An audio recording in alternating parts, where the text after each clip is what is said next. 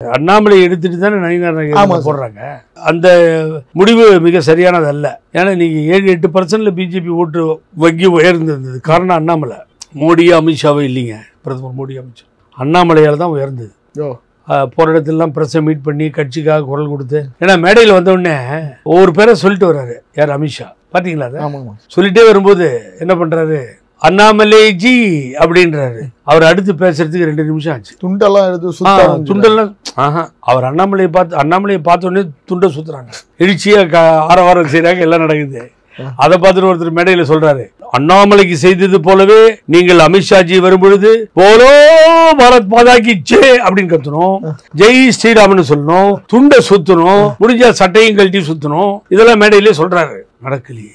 திருப்பி அண்ணாமலை பேரை சொன்னதானே ஒரு ஆரவாரமா இருக்கு. அது ஏன் எனக்கு புரியல. அது அமித்ஷா ஒரு மாதிரி சிரிக்கிறாரு கிண்டலா. ஒரு நிமிஷம் பேச்சு நிறுத்திட்டாருல.